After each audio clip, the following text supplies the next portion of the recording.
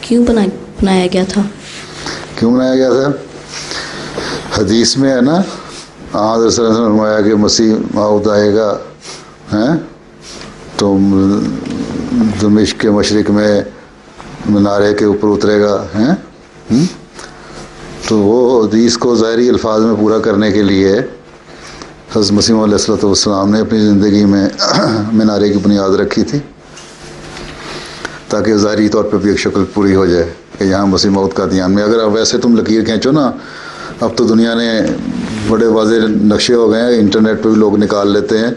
کہ دمشق سے اسٹریٹ لائن کھینچو ایسٹ کی طرف اگر لے کے جاؤ تو عین قادیان کے اوپر آ جاتی ہے تو وہ اس لیے اس کو پورا کرنے کے لیے نا، ایک ظاہری شکل پوری کرنے کے لیے بھی انسان نے شروع کروایا تھا۔ کچھ 6 فٹ کے قریب میرا خیال بنا تھا دنیا کی زندگی میں، پھر خلافت ثانیہ میں باقی مکمل ہوا اس کی ثانی کے زمانے میں۔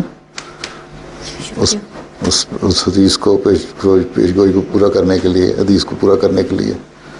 ایک نشانی ہے مسیح موعود کی آمد کے ساتھ منارۃ المسیح کی، سفید منارے کی،